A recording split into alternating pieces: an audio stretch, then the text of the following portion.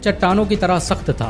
वो जब अनातोलिया आ रहा था तभी रास्ते में उसके पिता सुलेमान शाह की डूबने से मौत हो गई और उसके भाइयों ने अनातोलिया जाने से इनकार कर दिया। लेकिन अर्तुगरुल अकेले ही अनातोलिया आया और सलीबियों पर कहर बनकर टूट पड़ा। मंगोलों ने अर्तुगरुल को मारने की हजारों कोशिशें की, लेकिन वो कभी कामयाब नहीं हो सके। यहाँ तक कि उन्होंने अपने दुश्मनों से भी हाथ मिला लिया।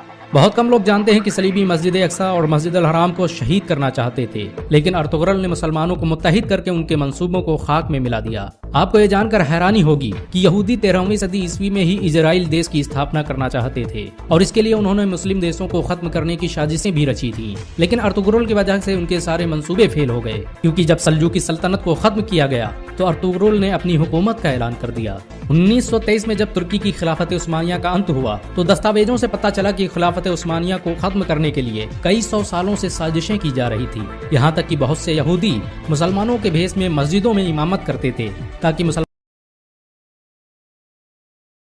क्या आप जानते हैं कि अर्तुगरुल गाजी ने ही दुनिया की सबसे ताकतवर सल्तनत की बुनियाद रखी थी? उसने अपने 2000 साथियों की मदद से एक ऐसी हुकूमत कायम की जो 700 सालों तक पूरी दुनिया पर राज करती रही।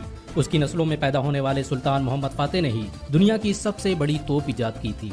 अर्तुगरुल के जरिए स्थापित की गई सल्तनत उस्मानिया ने दुनिया को सबसे ज्यादा वैज्ञानिक और डॉक्टर दिए। रॉकेट टेक्नोलॉजी पर आधारित दुनिया का पहला जहाज सल्तनत उस्मानिया में ही बनाया गया था। अर्तुगरुल ने डॉक्टरों और आलिमों की एक बड़ी जमात तैयार की थी जो मुफ्त में लोगों की मदद करती थी। इनका पूरा खर्च अर्तुगरुल खुद उठाता था। अर्तुगरुल अकेला इंसान था जिससे मंगोल भी दहशत खाते थे।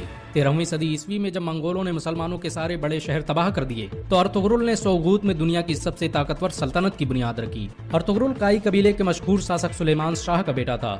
सुलेमान शाह ओगोज की नस्लों से थे जिन्होंने चीन से भागकर ईरान और शाम में पनाह ली थी। आपको ये जानकर हैरानी होगी कि चीन में आज जिन उइगर मुसलमानों पर जुल्म हो रहा है वो ओगोज की नस्लों और अर्तुगरुल के खानदान से ताल्लुक रखते हैं।